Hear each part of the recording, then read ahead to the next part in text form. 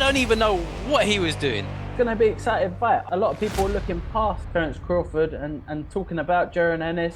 He had the bailiffs coming for the card, didn't he? And he got put in jail. What are they doing in the gym? Like, what's the point? When he's punching, he targets the body a lot. I would have kicked him off at that point. I would have kicked him right off. You might even see Terence CRAWFORD had to get up off the floor. I'm hoping there's some VADA testing going on in this one. I can see it going back to his dark ways. He needs to get through this guy. Is Israil Madrimov being overlooked in this fight? I know a lot of the talk is on Terence CRAWFORD. Israil Madrimov is being massively overlooked. I mean, I actually sent His Excellency a message yesterday and I said, I'm really sorry to ruin your plans for Terence CRAWFORD, because all people are talking about is what happens next. Canelo Alvarez boots Ennis. But Israil Madrimov, I think, is the toughest test so far of his career. Up at 154 pounds.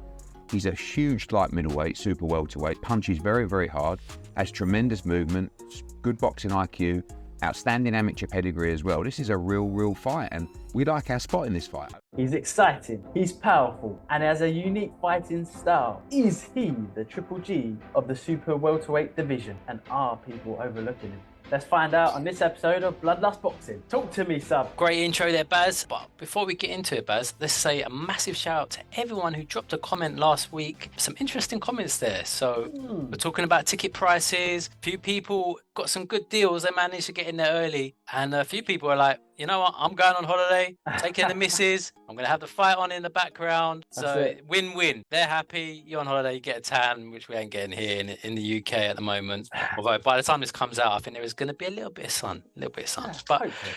But yes, but speaking of holidays, Baz, Here you go. I was in the gym today trying to get beach body ready. Yeah, there's still a way to go yet. But you know when you get that guy who just sits on a specific machine and just takes out for ages. What, on his phone? And he wasn't even on the phone. I don't even know what he was doing. Just chilling. It was like the lat pulls, the lat pulls. Yeah. And then he'd set up a bench behind the lat pulls. The guy had like a suitcase of clothes or something. Like I don't know what was in it. It was like there was ropes in there. There was like some stretchy stuff. What kind of crazy ass gym are you going to? And it was like all this stuff was like all over the place. And I'm looking for the guy, and he's done about 3 laps in about 10 minutes. And then I'm still watching. And the record was at 15 minutes, and he still hadn't done nothing on the machine. Oh, I was like, I would have kicked him off at that point. I would have kicked him right off. But I was like, I can't deal with them people, man. Like, what are they doing in the gym? Like, what's the point? I was like, you know, there's some other machines I can go do. I can go do it, and I'll come back. So I did it. I went on 2 other machines, came back, and he was still on there, and he hadn't even done nothing. So luckily there was another lap machine there. I jumped on there, started doing my thing. For everyone who's getting ready for the beach, if you're not in the UK, as I said, not much sun, but and for those people in the gym on their phones, But let's get to the matter at hand. Los Angeles, Terence CRAWFORD versus Israil Madrimov, 3rd of August, a Riyadh card, stacked undercard. It's going to be a great fight, Baz. It is. I'm really looking forward to it, actually. And I don't think there's been enough said, so I'll be honest with you. Well, we were saying the build-up, there wasn't much out there. To the casuals, Madrimov is a bit of an unknown quantity, but we had the launch of the trailer at the start of the week. Have you seen it yet? I haven't seen it yet. Is it good?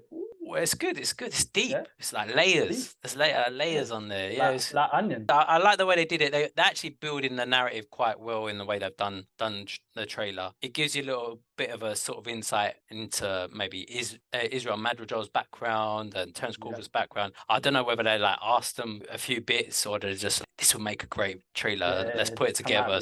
But what about the fight itself, Baz? I mean, we've been analysing past fights, the stats. What chance has Madrimov got in this fight? Well, he's a walk-forward pressure fighter. So from what I could see in his last fight, he was fighting Kurbanov. Yeah. 25-0 for the vacant WBA super welterweight title, and that was a good fight, wasn't it? Yeah, it was a good fight. It was like back and forth. That was, to be fair, that was like the first time I seen Madrimov fight, and to begin with, it looked like it was getting caught quite a bit. Yeah. And then he's a bit of a boxer. He just likes to walk forward and with no regard for his defense. It's like a soldier walking into battle without his shield. His hands are low. He's not got a tight guard style at all, has he? And he He gets hasn't. caught. He hasn't. And But I was. he's exciting. He's exciting. He's exciting. I noticed a couple of things about him. Go So, on. in terms of his fighting style, when he's punching, he targets the body a lot. It's Yeah, weird I because you noticed don't see a lot of fighters that go to the body. They'll only go there if they don't get any luck to the head. But he seems to just, his default position is target the body and I'll throw a couple of headshots. So Yeah. it's almost like a Ricky Hatton targeting that body. But he just throws these winging shots like he's left and a right, and Yeah. he throws He them just in seems one. to like a scrap. It's like he throws these big heavy punches with his left and right. It's just hooks all the time. Hooks, hooks, hooks. There's very little there's not really a jab in there anywhere. There's not really Nah, many nah. uppercuts. And this is where Crawford, I imagine, will be taking charge, because he likes his Like the solid bull jab. and the matador, Baz. That's it, exactly. And what Terence CRAWFORD, the matador, and Madrimov is the bull. But you know what? Every now and again, the bull gets the matador. It's true, but it's the bud. He's undisputed. Well, Beat Errol Spence, didn't he? yeah, In beat that Errol great fight. Spence. He made it easy in the end, didn't he? In that fight. He did. He might have started a bit slow, and to be honest, I reckon he will start a bit slow in this one as well. It's to like figure him his out. default position is to start slow in fights. So Yeah, this is it. I think he's going to start slow, like you said. I reckon sort of rounds 4, 5, he'll start putting the pressure on, stringing them punches together and picking Madrimov off. But it's going to be an exciting fight. I think a lot of people are looking past Terence CRAWFORD and talking about Jaron Ennis. Talk to me a bit about that fight, stuff. If Terence CRAWFORD gets through this fight, what do you think about him fighting Jaron Ennis? Well, there's a couple of options there, isn't there? They've talked about the Canelo fight potentially there, and then this is an important thing for this fight because you've got Terence CRAWFORD who's jumping up in weight. He's currently fighting at 146, 147, and he's jumping up to 154. So there's not much been made about the fact that he's jumping up in weight to fight Madrimov. The height difference there's nothing there in terms of height. So even though he's jumping up in weight, there's not much difference in height, and there's a massive reach difference. CRAWFORD's got like a 74-inch reach, and Madrimov's got like 68.5-inch reach. So he's going to be using that. So before we even get to Jaron Ennis, he needs to get through this guy. If he does, then Boots Ennis, he fought obviously on the weekend against Avanesian. Good fight there.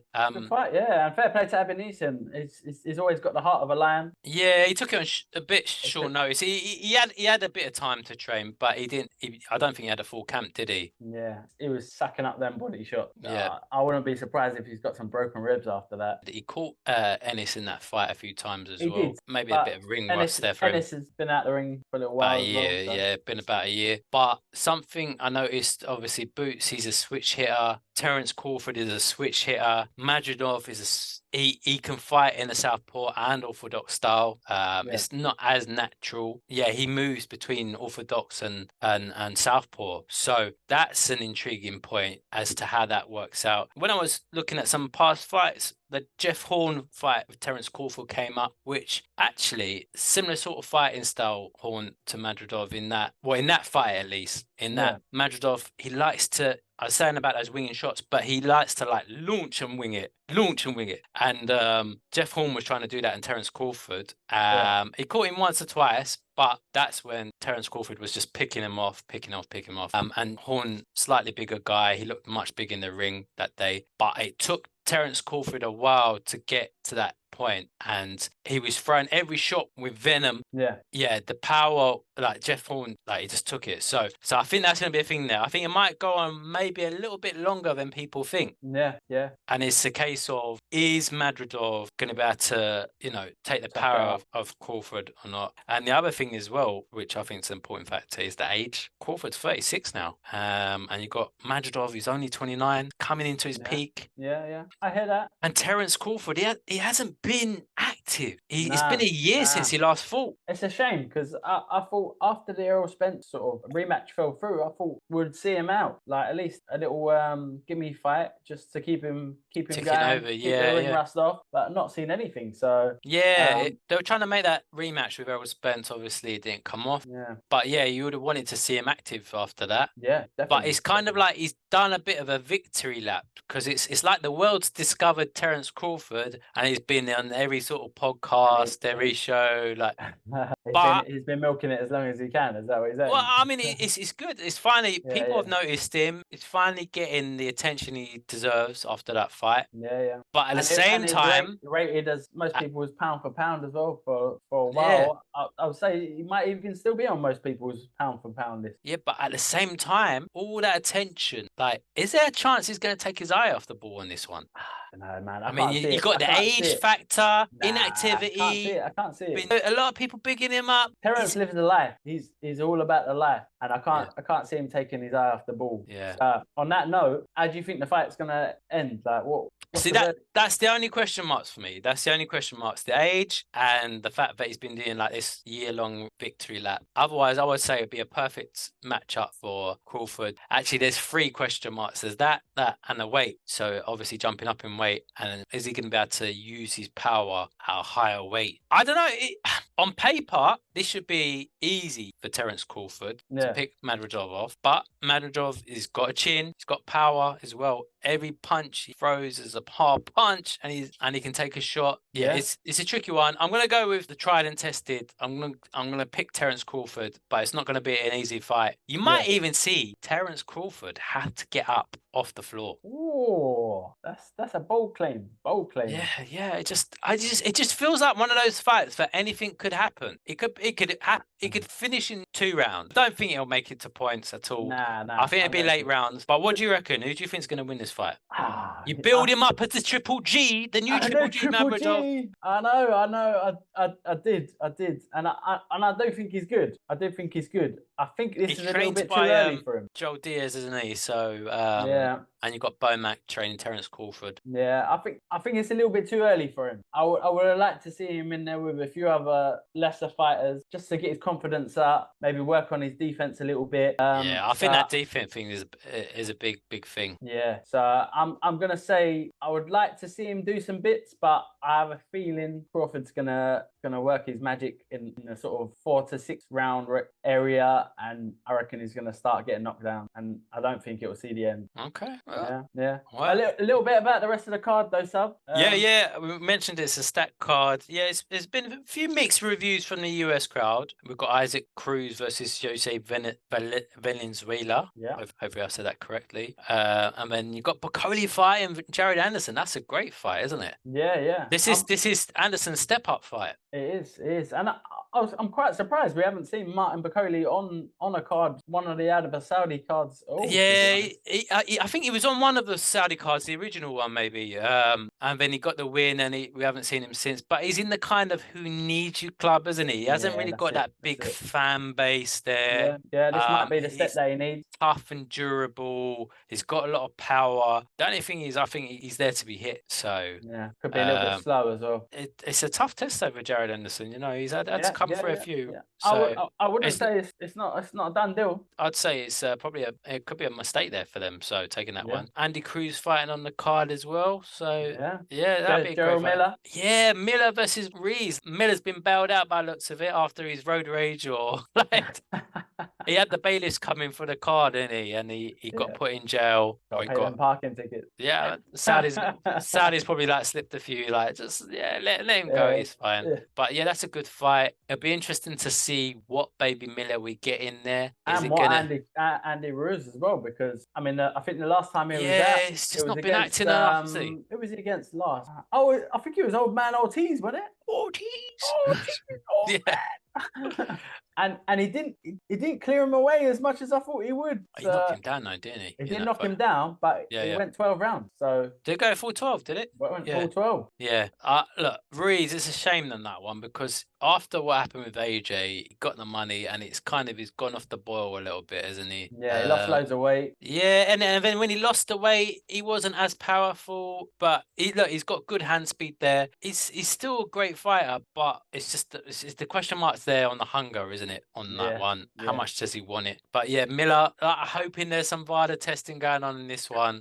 I can see it going back to his dark ways. Maybe a little result comes out later on this one, Yeah. but maybe he won't want to risk it to get that paycheck again because he needs to sort out those car payments maybe. So it's a great undercard. I think it's a good one. Oh yeah, just on Andy Cruz, Antonio Moran as well. If anyone doesn't really know much about Andy Cruz, we did a little video, little special on him, just looking at his background and his past. Yeah, if you haven't seen it, we'll put a link down in the description as well. But he's a good fighter, good Cuban fighter. Check him out. Yeah, so he's got an interesting story. So yeah, check it out. It's a great video. Yeah. Anyway, if you haven't already, hit that like button and subscribe. Peace.